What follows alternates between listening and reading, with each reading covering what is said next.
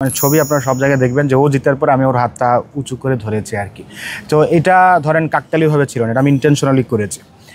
তার উদ্দেশ্য এই ছিল যে বলা হয়ে থাকে সবসময় বাংলাদেশের নারীরা তাদেরকে উৎসাহিত করা হয় না, এটা পুরুষতান্ত্রিক সমাজের মধ্যে আমরা বসবাস করছি।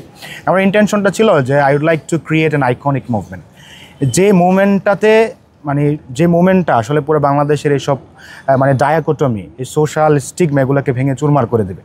আমরা চাই নারীরা তাদের যে স্বাতন্ত্র্য, তাদের যে নিজস্বতা, সেটাকে রক্ষা করে রাজনীতি করবে, সেটাকে রক্ষা করে তারা দেশকে কন্ট্রিবিউট করবে। যেমন ও বোরকা পরে, হিজাব করে, আমি বিশ্বাস করি না এটা প্রতিবন্ধকতা। আবার আমাদের জুমা ছিল, জুমা তার মতো করেই লাইফ লিড করে। আমি বিশ্বাস করি নারীদের নিজস্বতা যেন রাজনৈতিকভাবে কন্ট্রিবিউট করার ক্ষেত্রে প্রতিবন্ধক না হয়। সেজন্য আমি তার হাতকে উঁচু করে দেখিয়েছি যে এভাবেও চাইলে কিছু করা যায়, এভাবেও বিজয়ী হওয়া যায় এবং এভাবেও দেশকে কন্ট্রিবিউট করা যায়। যখন ৫,০০০ পার শুনেছি, ৫,০০০ কত এটা আমি শুনিনি, ৫,০০০ পর্যন্ত শুনেছি, তখনই আমি বুঝতে পেরেছি যে হ্যাঁ উনি আসছে। তখন আমার ভিতরে ভালো লাগা এবং হাসি কান্নার একটা মিশ্র অনুভূতি হয়। সেই জায়গা থেকে আলিঙ্গন করা, মানে ওটা আমার ইন্টেনশনে ছিল না, মানে হুট করে অনাকাঙ্ক্ষিতভাবে হয়ে গিয়েছে বলতে পারেন। এটা আমার আনন্দের বহিঃপ্রকাশ। আম্মু তো তার একটা পলিটিক্যাল প্যারাডাইম শিফট হয়েছে আর কি, মানে খুবই ইন্টারেস্টিং। আমার আম্মু সবসময়, মানে আমি যখনই কিছু বলতাম যে আম্মু আমি তো এটা অ্যাচিভ করেছি, ওইটা অর্জন করেছি, আম্মুর একটা কথা ছিল যে ওখানে টাকা দিবে কিনা। মানে আম্মুর প্রাইম কনসার্নটা হচ্ছে আমি ঠিক মতো খেতে পারছি কিনা এটা নিয়ে। যেমন আমি ন্যাশনাল ডিবেট চ্যাম্পিয়নশিপ বিটিভিতে যেটা হয় সেখানে সেমিফাইনালিস্ট ছিলাম। আম্মুকে যখনই বলেছি আমি সেমিফাইনালে উঠেছি, আম্মু বলছে টাকা দিবে কিনা। আমি বললাম টাকা দিবে না, বাট এটা একটা খুবই গ্লোরির বিষয়। গ্লোরি দিয়ে কী করবা, টাকাই তো দরকার আমার। বাট আমি ইন্টারেস্টিংলি খেয়াল করলাম এই ডাকসুতে জিতার পরে আমার আম্মুর এই পলিটিক্যাল চিন্তার মধ্যে প্যারাডাইম শিফট হয়েছে। আম্মু আমাকে বলছিল যে ডাকসুতে নির্বাচিত হয়েছে, এখন শিক্ষার্থীদের জন্য কাজ করতে হবে, সবাই তোমাদেরকে অনেক সাপোর্ট করছে, অনেক দোয়া করছে, এবং ঠিকঠাক কাজ করতে হবে। মানে আই গট সারপ্রাইজ। আমার আম্মু যখন বলতো যে টাকা দিবে কিনা, সে জায়গায় উনি বলছেন এখন শিক্ষার্থীদের জন্য কাজ করতে হবে, সবার জন্য কাজ করতে হবে। মানে এই জিনিসটা আমার অনেক ভালো লাগার জায়গা। আবার আমার শাশুড়ির কথা যদি বলি, উনি খুবই মানে ইমোশনাল মানুষ। মানে আমার কি বলে, আমাকে নিজের ছেলের মতো করে দেখেন। তো উনি যে একদম কন্টিনিউয়াসলি প্রত্যেকটা মোমেন্টে ফোন দিচ্ছিলেন কি হচ্ছে না হচ্ছে। মানে উনি খুব বেশি রাজনীতি বুঝে না, কেন জানি মনে হয়েছে যে উনি মানে রাজনৈতিক মানে অ্যাডভাইজার হয়ে গেছেন আমাদের আর কি। সবার সাথে মানে দেখা করো, সবার সাথে কথা বলো, সবার কাছে যাও, মানে এই জিনিসটা কন্টিনিউয়াসলি আমাদেরকে বলছেন আর কি। আনফর্চুনেটলি একটা ইন্টারেস্টিং ফ্যাক্ট বলে, সেটা হচ্ছে যখন ফলাফল ঘোষণা করা হয় তার ফোনও বন্ধ ছিল, আমার ফোনও বন্ধ ছিল। কারণ হচ্ছে টানা 2 রাত ধরে আসলে ক্যাম্পাসে ছিলাম, 2টা পাওয়ার ব্যাংক ছিল, 2টা পাওয়ার ব্যাংকের চার্জই শেষ আর কি।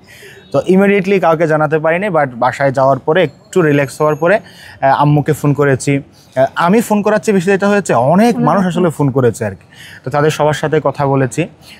আম্মু তো দোয়া করেছেন, আব্বু দোয়া করেছেন, ওর আম্মুর সাথে কথা হয়েছে, ওর আম্মু দোয়া করেছে অনেক। তো ব্যাপার যেটা আসলে মানে এত বেশি আপনজন, কাকে রেখে কাকে ফোন করবো আর কি। হ্যাঁ, আমাদের ফোন করা লাগেনি আসলে। আমার বোন আছে 4টা, তারাই কল করেছে, আমার ভাই আছে, তারাও কল করেছে, আর সেই সাথে আমার শিক্ষকরাও কল করেছে, যে এরকম রেজাল্ট, বান্ধবীরা কল করেছে, স্কুল কলেজ, মানে সবাই এত উৎফুল্ল যে মানে আমাদের আলাদা করে বলা লাগেনি, ওনারা নিজেরাই শুনতে চেয়েছে যে তোমরা কী অবস্থা। শিবির হচ্ছে মেয়েদের অধিকার দেয় না গড়বন্দি করাকে, সেটা তো উনিই ভেঙে দিয়েছেন। মানে যদি থাকতে কেউ থাকতো তাহলে তো উনি ভেঙে দিয়েছেন এটা।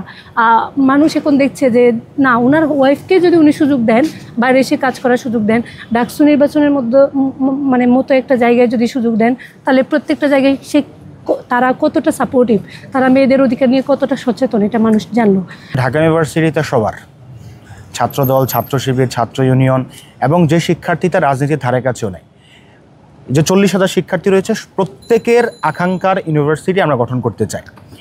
তো এখানে জয় পরাজয় বলতে কিছু নেই। আমরা আগেই বলেছি ডাকসুতে কারা বিজয়ী হয়েছে, কারা পরাজিত হয়েছে, এর চেয়ে বড় বিষয় হচ্ছে শিক্ষার্থীরা জয়ী হয়েছে। জুলাইয়ের যে আকাঙ্ক্ষা রয়েছে, সে আকাঙ্ক্ষা বিজয় হয়েছে, শহীদদের প্রত্যাশার বিজয় হয়েছে। এখানে আবিদ ভাই থেকে শুরু করে যে সকল ভাইয়েরা প্রতিদ্বন্দ্বিতা করেছেন, প্রায় হল এবং কেন্দ্র মিলিয়ে মনে হয় প্রায় 2000-এর অধিক শিক্ষার্থী, তার মানে প্রত্যেকেই কোয়ালিফাই, তাদের প্রত্যেকেরই সুচিন্তিত মতামত রয়েছে, ইশতেহার রয়েছে।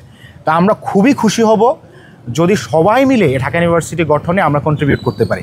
আবিদ ভাই যে সকল ইশতেহার দিয়েছে, আবিদ ভাই যদি নিজের জায়গা থেকে আমাদের সাথে মিলে হোক, নিজের জায়গা থেকে হোক, এই ঢাকা ইউনিভার্সিটির উন্নয়নে কাজ করতে চান, মানে এটা এর চেয়ে সুন্দর মুহূর্ত আমাদের হতে পারে না, এর চেয়ে ভালো লাগার বিষয় আর হতে পারে না আর কি। যে কাজগুলো আমাদের সক্ষমতার ভেতরে 1 বছরের মধ্যে সম্ভব, সেই কাজগুলো আমরা এক বছরের মধ্যে আমাদের শরীরের শেষ রক্তবিন্দু দিয়ে হলো করার চেষ্টা করব। এক, আর যে জিনিসগুলো আমাদের ধরেন দীর্ঘমেয়াদী জিনিস, একটা হল নির্মাণ করতে আসলে 1 বছরের মধ্যে সম্ভব না, বাজেটিংয়ের ব্যাপার আছে, স্পন্সরশিপের ব্যাপার আছে, তৈরি করার ব্যাপার আছে। তো এই জিনিসগুলোর স্পষ্ট রূপরেখা আমরা দেখিয়ে দিতে চাই যে প্রত্যেকটা ক্যাফেটেরিয়ায়, প্রত্যেকটা কমন রুমে যেহেতু আমাদের শিক্ষার্থী ভাই বোনরা আসেন, বসেন, খাই, ওইখানে পানিটা সুপেয় করা, স্বাস্থ্যসম্মত করা, খাবারের মানটা উন্নয়ন করা, খাবারের মান মানে পুষ্টিবিদদের পরামর্শক্রমে একটা স্টুডেন্টের জন্য যেরকম খাবার প্রয়োজন, যে পরিমাণ খাবার প্রয়োজন ওটা নিশ্চিত করা। আর সেই সাথে আমাদের চেষ্টা থাকবে প্রত্যেকটা মেয়েদের কমন রুমে আমাদের মা বোনদের জন্য আলাদা একটা ফেসিলিটি সাইড কর্নারে স্থাপন করা, এবং স্যানিটারি ন্যাপকিনেরটা আমি আসলে এটা অলরেডি করে ফেলেছি, মানে ডাকসু নির্বাচনের আগে করে ফেলেছি। আমাদের যে জায়গাগুলোতে ভেন্ডিং মেশিন এখন সচ্ছল নেই অথবা একদমই নেই, সেই জায়গাগুলোতে আমরা 5টা ন্যাপকিন মেশিন বসাবো। এটা আমাদের রেডি করা, ওই তফসিল বা আচরণবিধি লঙ্ঘনের কারণে বসাতে পারিনি। এই জায়গা থেকে অলরেডি আমি আসার আগেই কাজ শুরু করে দিয়েছি, এটা আমি শীঘ্রই করবো ইনশাল্লাহ।